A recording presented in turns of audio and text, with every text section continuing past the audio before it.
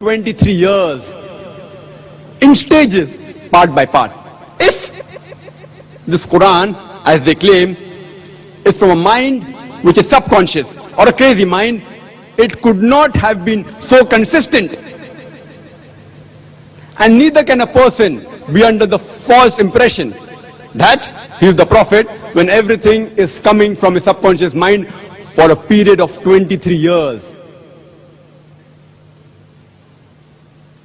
There are several facts in the Quran which can disprove this. For example, Quran mentions about several historical events which no one at the time of the Prophet knew. There are several prophecies which are mentioned which have been fulfilled. There are several scientific facts which were unknown that time and has been confirmed today. It is impossible for these sort of facts to come out from a subconscious mind or a crazy mind. And the Quran testifies in Surah Araf, chapter number 7, verse number 184, do they not reflect that their companion is not one possessed with evil, but he is a perpetuous warner. The Quran repeats in Surah Al-Qalam, chapter number 68, verse number 2, thou is not by the grace of thy Lord crazy or possessed. It is said in Surah Takwir, chapter number 81, verse number 22, your companion is not possessed and mad.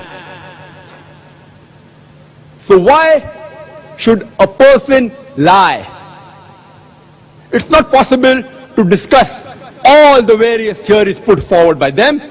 If anyone has any new theory, they are most welcome to put it during question answer time, and inshallah, I'll try my level best to clarify it. The second assumption is that the Prophet copied it from other religious scriptures, or he got it from some human source. One historical fact is sufficient to prove this theory wrong. That is, our beloved Prophet Muhammad, may peace be upon him, he was an illiterate. And Quran testifies in Surah Ankabut, chapter number 29, verse number 48, that thou was not able to recite any book before this book was revealed, nor was thou able to transcribe it before this. In that case, indeed, the talkers of vanities would have doubted. Allah subhanahu wa ta'ala knew that people would doubt the source of the Quran. That is the reason that in his divine wisdom, he chose his last and final messenger, Prophet Muhammad, may peace be upon him, to be an ummi, an illiterate, an unlettered prophet. Otherwise, surely the talkers of vanities, the babblers in the marketplace, would have something to say. And if the Prophet was literate, the critics, the cynics, would have had some weight to say that the Prophet copied it from somewhere else and rehashed it in a new form. Nauz billah. But even this claim is denied. A point hardly big enough to hang a fly. And our Qari, Brother Ashraf Muhammadi, he recited the verse of the Quran from Surah Sajda, chapter number 32, verse number 1 to 3. Alif Lam Mim Tanzilul Kitab la Rayba Fi min Rabbil Alameen. Alif Lam Mim. This is the revelation of the book without doubt from the Lord of the worlds. Do they say he has forged it?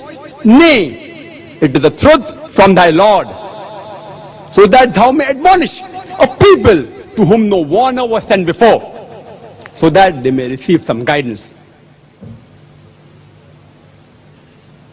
The Quran is unlike any other religious scriptures, which has a typical human type of narration, like a storybook. How does the storybook begin? It begins with, once upon a time, foxes and grapes, wolf and the lamb. Similarly, if you read other scriptures, it says, in the beginning was God, He made the heavens and the earth. In the beginning was the Word. It may say, now it came to pass as though so it happened. The Quran does not have such human narrations. In the beginning was so and so. And if you read the other religious scriptures, they have a typical sequence of the human narration. It talks about a particular person, it talks about his family, about the children, and the sequence runs in order. Chapter 1, chapter 2, it's in order. Quran too speaks about people and the family life, but it speaks not in a particular sequence like the human story book. The Quran has its own unique style. It's a unique book. The people who cannot prove that Quran is a work of a human being, and they finally come up and say that the Quran is a deception. Nauz billah. If we ask them, where is the deception? They will not be able to point out a single deception in the whole Quran. People, they believe in things for which they have got no proof or reasons, and they fool themselves by sticking to it. For example, if I believe that this particular man, he is my enemy, for which I have got no proof, for which I have got no reason. But the moment that man comes in front of me, because of my false belief, I start behaving like his enemy. He reacts and too behaves like my enemy, and then I satisfy myself. See, I was right. This man is my enemy because he's behaving like my enemy. If it had not been for my initial false belief, that man would have never behaved like my enemy. So people believe in things without proof and reason and fool themselves by sticking to it. Quran says that the revelation goes in parallel with reason. Some people say that holy scriptures, they are beyond reasoning. If they are beyond reasoning, then how can we decipher which of the holy scriptures are true and which are false? The Quran, in fact, encourages reasoning. It encourages discussion. Many Muslims feel that you should avoid religious discussions. You should avoid getting into a dialogue where religion is concerned, and they are sadly mistaken.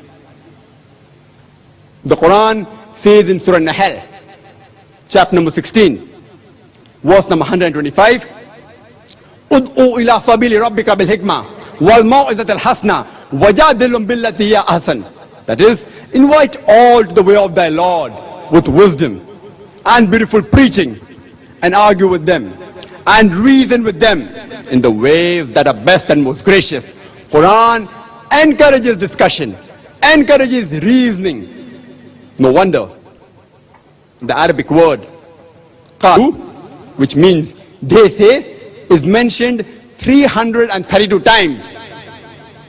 And the Arabic word qul, which means say, is also mentioned 332 times. This proves that the Quran encourages discussion. There is a theory known as